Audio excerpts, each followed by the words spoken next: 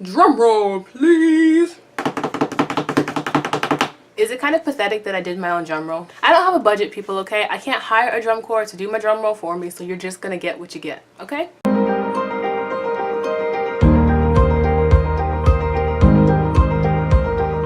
Hello, my name is Sydney and welcome to my channel. Today I am here to do my BookTube-A-Thon Wrap Up. I already did a BookTube-A-Thon TBR video, which I'll also link down below. If you don't already know, the BookTube-A-Thon is an annual event hosted by ARIEL BISSETT. I'll link her channel down below, but basically she challenges the whole book reading community to read 7 books throughout 1 week.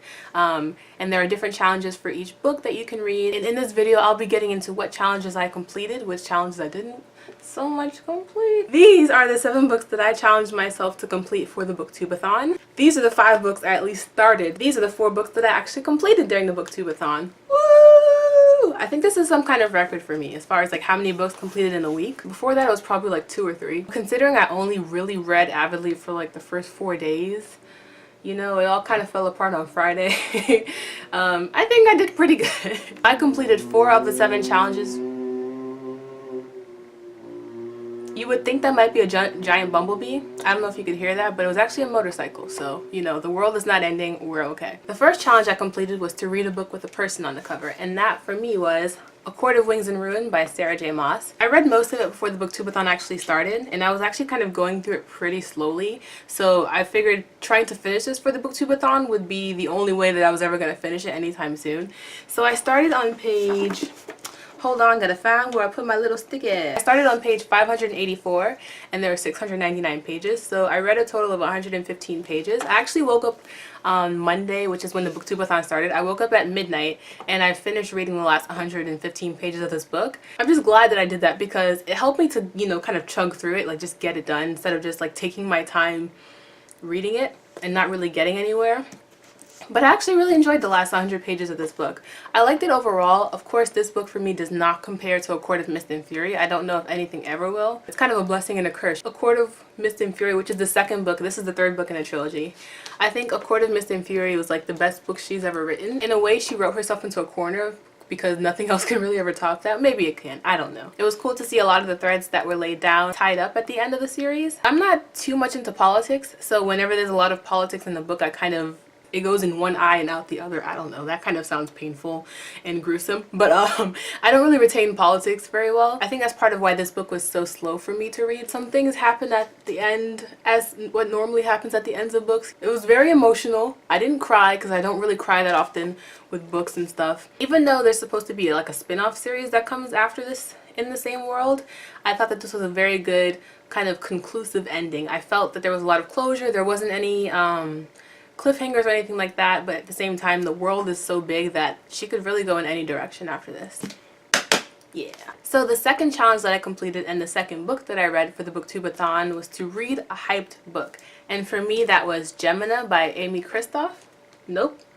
Amy Kaufman and Jay Kristoff. Mixing up some names here can get a little awkward. So I started on page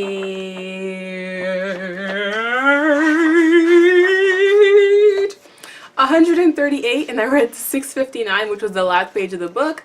So I read a total of 521 pages. And this book, oh my gosh. Okay. This book was fantastic. This book is a multimedia, mixed media kind of book. So it's not just straight prose, but there are like files. It's kind of like a compendium of files that tells kind of a space opera sort of story. You know, there are transcripts of video footage, there's emails, there's chat messages, you know, different things like that. And even like some pages where the words kind of twist around on the page and it's like so cool. And that really adds to the story. The story itself also was it was so epic. This is the 2nd book in the Illuminae files of 3. The 3rd one hasn't come out. I think it comes out in March now, and I'm just like, what? I thought I read this entire book thinking it was coming out in October. I don't know why, but now I have to wait even longer just for the next book to come out. But this book does a good job of standing alone, all while progressing the overall story. This is a really exciting, fast-paced book, and I cannot wait to get my hands on the 3rd book. So, oh my gosh. I'm hyping it. This book I read was a hyped book.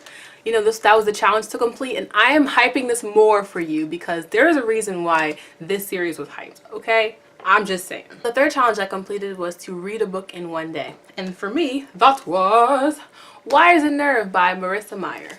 And this is a graphic novel series that takes place in between the Lunar Chronicles series and the Stars Above short stories. This book had 238 pages, and I read the whole thing from start to finish in like the same afternoon that I finished Gemina. It was so nice to see these characters again. After you read the series, you're like, oh, you know, it's so sad because you're like, these are the end of these characters. But then the Stars Above short stories came out, and then they announced this was coming out, and so it was so nice to see all those characters again. This is part of a duology, so the second one comes out I believe in January. While I really enjoyed this story, I thought it was too reliant on the fact that it's a duology, so this didn't really stand alone for me. There's no singular plot that's seen through with this book, and for me, I was kind of missing some sort of closure, especially since volume 2 doesn't come out for so many months. You know, I kind of wanted something to be tied up here.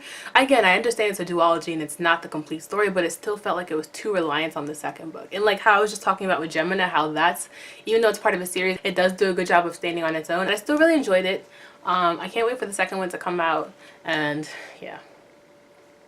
And the fourth and final challenge that I completed was to read about a character who is very different from me. And so I read The Complete Persepolis by Marjane Satrap. The main character here, she's grown up during the Islamic Revolution, and she's experiencing war. People she knows are dying. Even her family sometimes is at risk. You know, just living in a war zone for so long. And this book was absolutely amazing. It's even after I read the first 3 chapters in the bookstore, I had already considered it one of my new favorite books. I don't know if it's like the uniqueness of it being of a memoir being told through graphic novel form as opposed to being written out in prose. Even though the story is kind of like the things that are happening in the story are kind of dark, the pictures are so cute. They're so charming.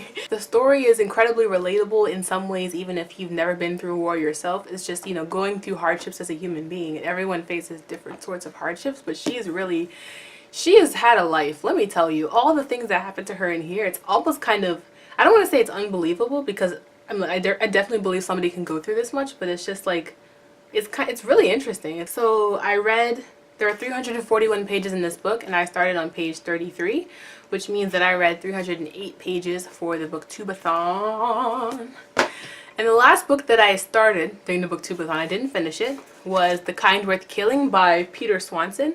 And this book is actually so much darker than I for some reason thought it was going to be. Like, it's about a man and a woman who meet at an airport bar when their flight is delayed. They start to play this game where they reveal truths about themselves without judging each other.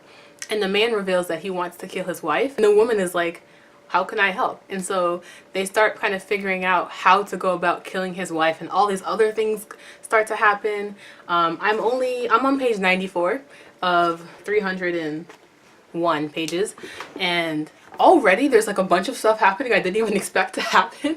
I don't want to say too much because I feel like this is the type of book where the less you know going into it, the better, because then you get to be more surprised as things happen. But I really like it so far. Again, like I said, it's darker than I was expecting, and you know, it's more surprising than I was expecting, and I've still got like 200 pages left in this book, and I'm just like, what else can happen? So I'm excited to keep going. Yeah. So those are the 5 books I read for the BookTube-A-Thon, or the 4 and the 3rd books that I read for the BookTube-A-Thon. I'm pretty proud of myself, you know, for reading this much. I have been in a reading slump for the last year or so. After I read the predecessor to this book, A Court of Mist and Fury, like I talked about earlier in this video, I was in a reading slump because, again, I thought nothing else I read could compare. For a while I was going to bookstores and I was just looking at the books and I was like, there's nothing here that I even care about reading. But now I'm looking at them like, ooh, I want that one, and I want that one, and I want that one, and I want that one. Oh yeah, I forgot to mention, I read a total of 1,276 pages this week, so that was really cool. And also, like I might have mentioned before, I was doing really well Monday, Tuesday, Wednesday, Thursday, and then Friday hit and it all fell apart. Saturday I went to a concert, so I was preparing for that for most of the day. Thank you so much for watching, you guys. Down below, let me know how you guys did in the BookTube-A-Thon, how many challenges you completed, how many books you read. Give this video a like, hit subscribe, and I will see you in the next one. Bye!